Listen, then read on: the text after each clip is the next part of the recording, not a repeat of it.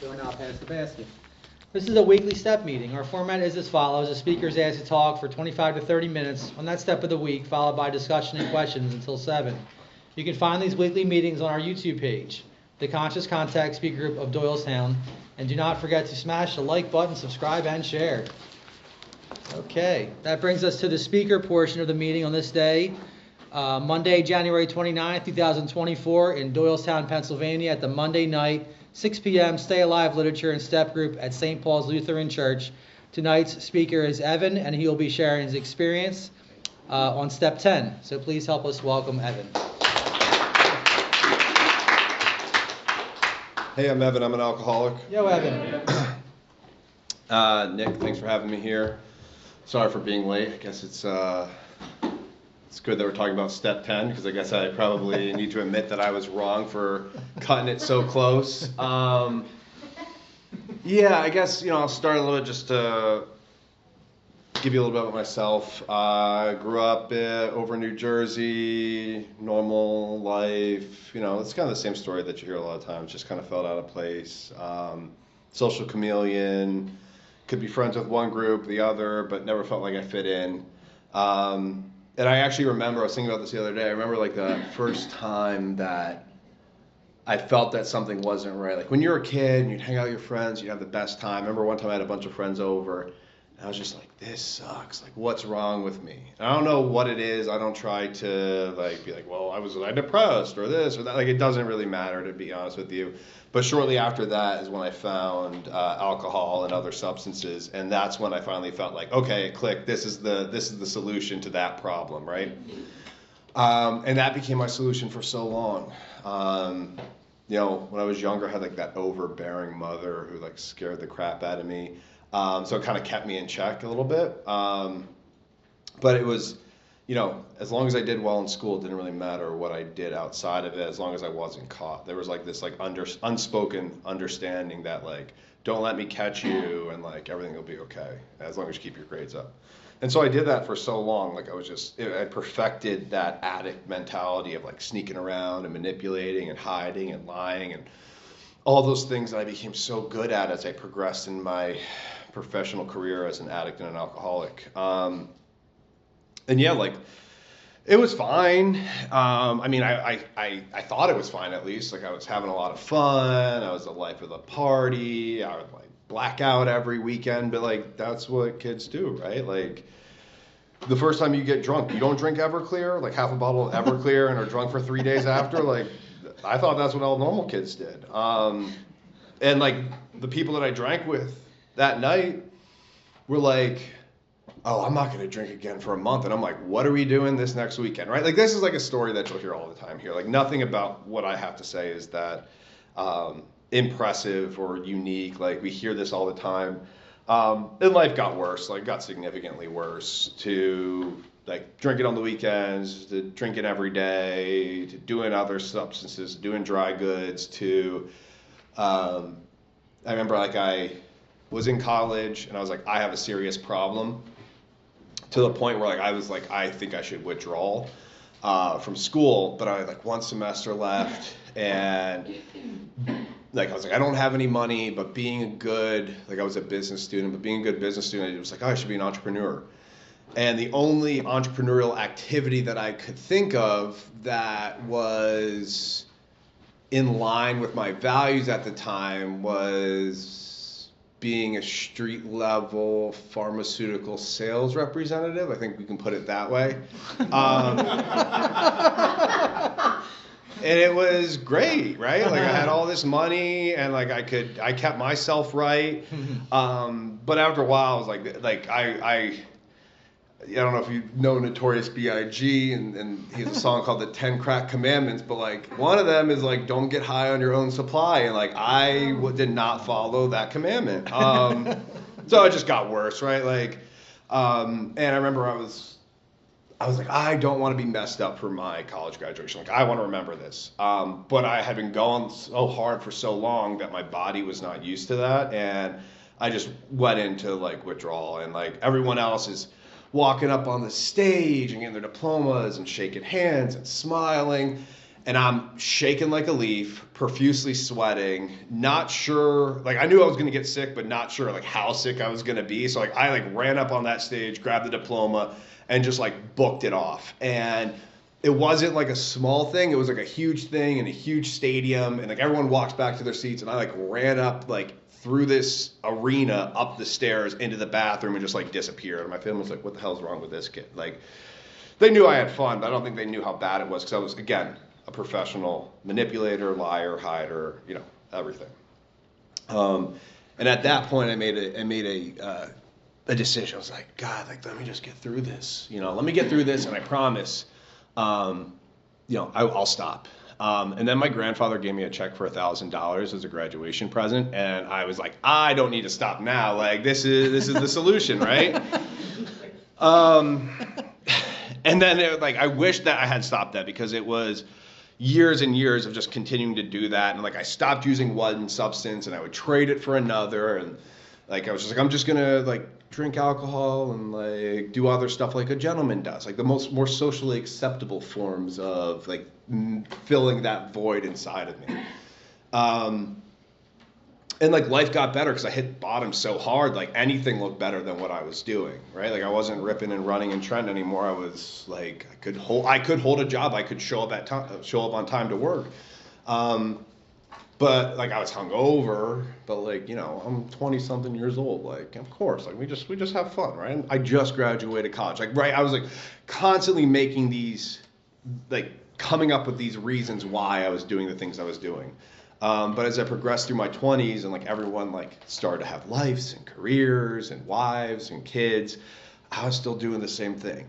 And that feeling that I felt before the first time I drank, that feeling I was trying to fill with alcohol and other substances, just came back, and it was stronger and it was worse than ever.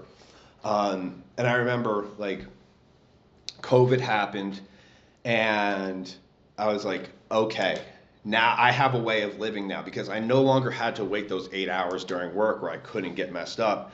Now I could like start work with an Irish coffee, and like when lunch came around, like I could have a little bit more, and like you know, what became like, oh, I'm gonna just have a beer at 4 o'clock became like, I'm gonna have like a glass of scotch at 1, and then maybe like by 3:30 I'll probably have another.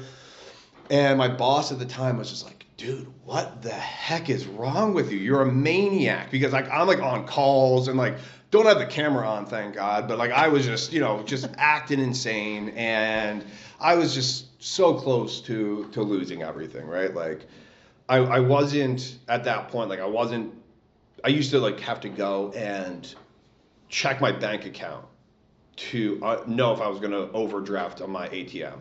That like I was going to take all my money, because that's how I used to be. So at this point, like I was just like, I'm not as bad as I used to be, right? Like again, making all these excuses for myself. And finally got to the point where like I was going to lose the job. I was going to lose the apartment. I was going to lose the girl. My family was like, you're a psychopath, like keeping me at arm's length. I didn't have any friends. The only friends I had were people who drank like I drank. And I started to realize, and I had this kind of, I guess you could say it's a God moment, like my life is horrible, right? I'm not homeless, but like I'm one step away from there. I have no friends. I have no one in my life. I have one woman in my life who cares about me, and I'm actively trying to make sure that she does not, through my actions and my words and everything else. Like the only person I cared about was myself. I didn't give a crap about anyone else. And like I started like a couple months before then, like I started to kind of go to AA, because I had like a friend who, you know, I was like, oh, he's worse than me. Like, and like, that was again, justification. Like, you know, that guy needs help. I don't need any help. And he had like a couple years sober. And it was like the strangest thing to me. And I'm like, what did you do? He's like, oh, I just went to AA. And I'm like, you went to AA? Like, you were like the cool kid. Like, you went to AA. He's like, yeah, I went to AA. Like, go to a meeting with me. So this is during COVID, and I went to an online meeting. And he's out in LA. Definitely different meetings than there are out here. And I get on. I'm like, this is pretty cool. But like, I was not at a point where like I had accepted that I was an alcoholic. and really enjoyed the meeting. And then the first thing I did was like had a beer after, and I was like, that's cool for him, but like, you know, I kind of felt good, but like this beer will be better. And so like I kind of like dipping my toe in the water for a couple months, and then finally I was just like, I needed to approach this thing the same way I approached my drinking and drugging, which is full force. Like I need to go and throw everything I have into this, because this, you know, trying to have it my way, doing a little bit of AA, doing a little bit of drinking, doing a little bit of drugging, like this isn't working either. Like life is still on a downward trajectory, and I'm about to hit bottom again. And so on January 17th of 2021, I was like, I'm gonna give it a real try. And you know, if you're new or newer, kind of trying to figure out if AA is right for you, my suggestion is to do everything they ask you to do. I went on a meeting, and a guy was speaking. Like I didn't know anything about meetings. I didn't know what types of meetings there were. I just went to like a beginner's meeting off of the intergroup website and was just like, I guess I'm doing this now.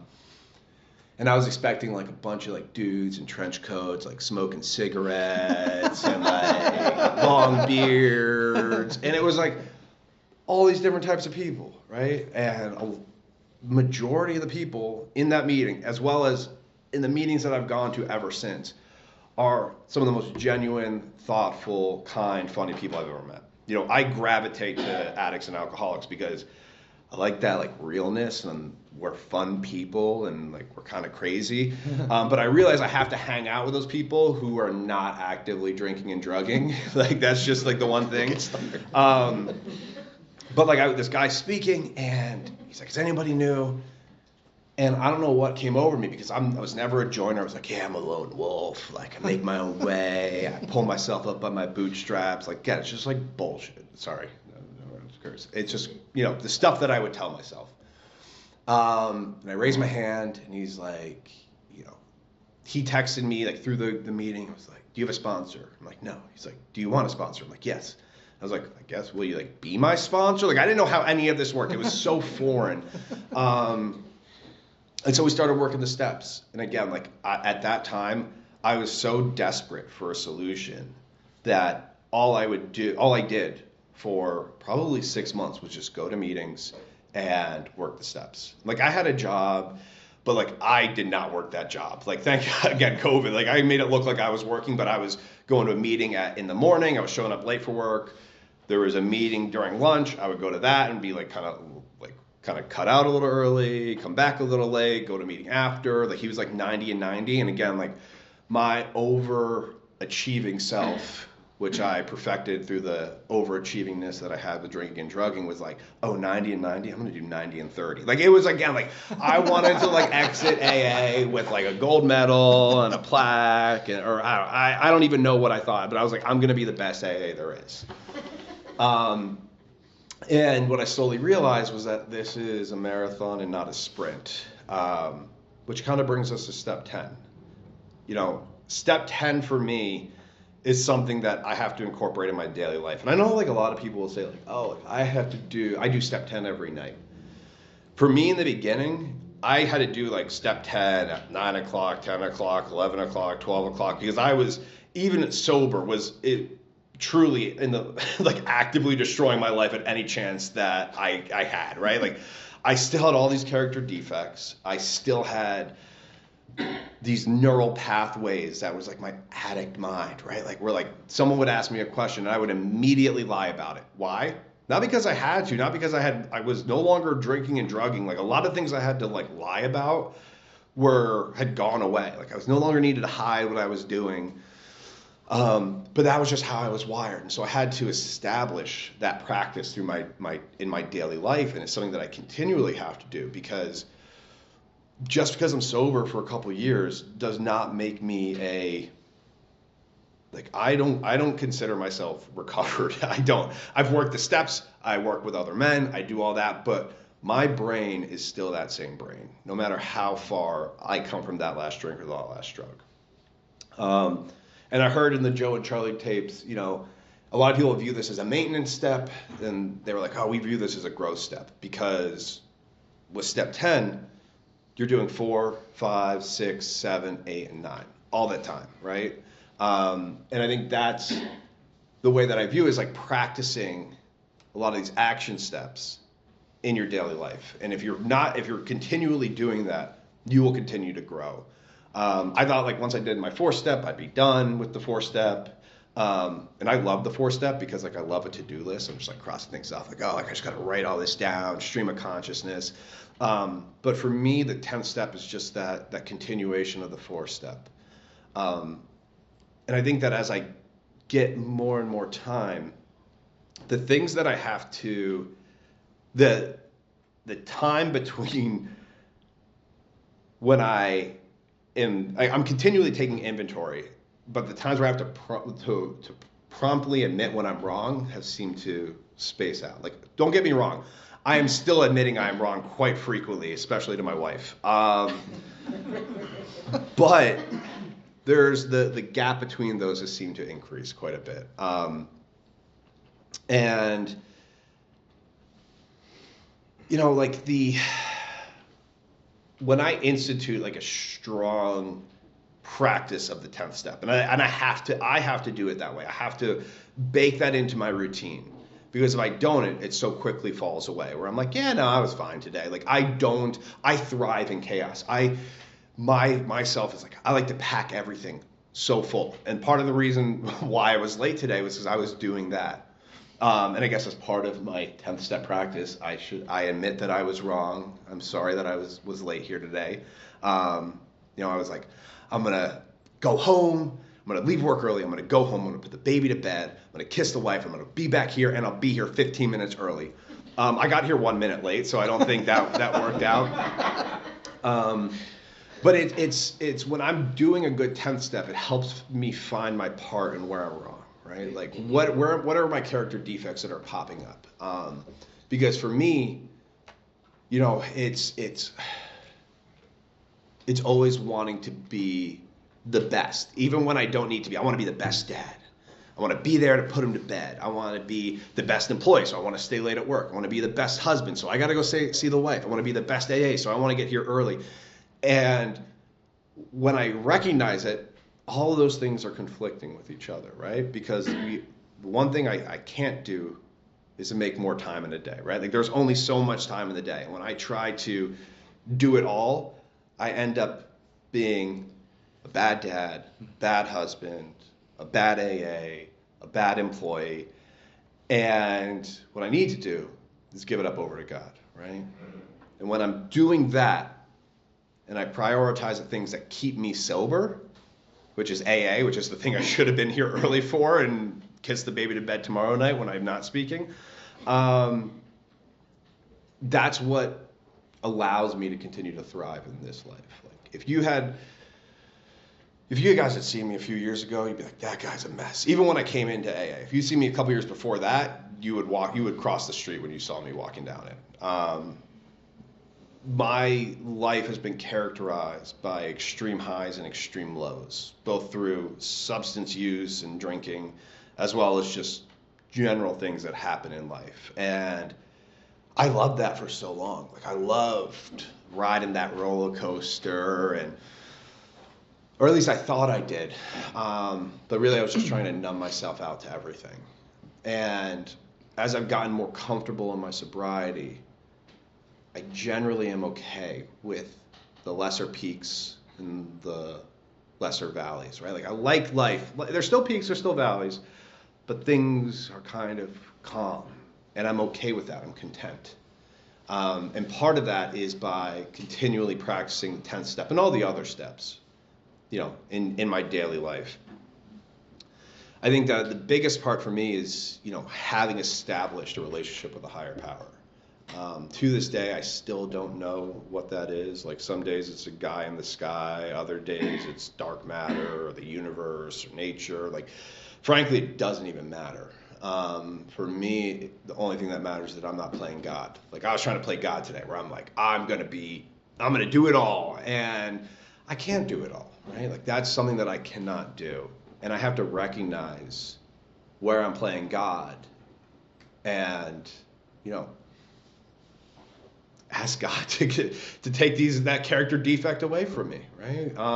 And that's kind of that continual practice of the 10th step. Not just being like, oh, I yelled at my wife, or I was short with the kid, or whatever it is. It's basically doing that full 4-step, like, where was I wrong?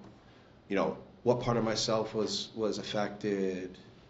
What character defects? It's that inventory sheet right in your head, and understanding like what character defect cropped up. Why am I feeling this anxiety or this depression? And I think for me, a lot of times, especially as life has gotten better, life has gotten busy, and one of those things that I do is, again, I try to fill it all up, and I don't give myself enough time to just like sit back and think. Right? Like I'm running from one thing to another. I got to go and make a bottle for the baby and take the dogs out. And there's a leak in the roof. And I got to call a guy. And like, it's all these things that happen. And one thing that I continually have to remind myself is that none of what I have, the wife, the baby, the job, none of it would be possible without this program and through the grace of God. I consider myself truly blessed. One, that I'm able to speak to you all tonight. The other, that my life has changed so dramatically and drastically. The 9-step promises absolutely came true for me. But I know that as quickly as they came true for me, I can lose them all by not continuing to practice the principle, practicing these steps in my daily life, by going to AA meetings, by being of service to others. It's a struggle, right? Like I want it all, and I want to do no work for it, right? Like I want to feel good, and I just want to like take a drink. It's like that. It's my alcoholic brain. Like they say, and I hate the AA cliches, like time takes time. You got to work for it. Like all these things are absolutely true. And I think that the 10th step, just like when I came in, I thought I was going to be King AA and, 400-meter dash. This is that marathon that it's a marathon step. It's not just a maintenance step. It's a growth step. If you're not growing, you're dying. And for me, I need to do this in order to not just keep myself sober, but to continue to be of service to others and, freely give back, which was freely given to me. Yeah, I think that's all I got. Thanks for having me.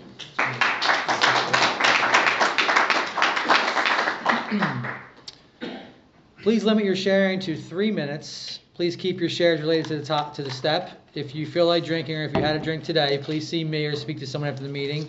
And we ask you please refrain from the use of profanity. We are in a church and on a spiritual journey. And the floor is now open for personal sharing. You can select, please.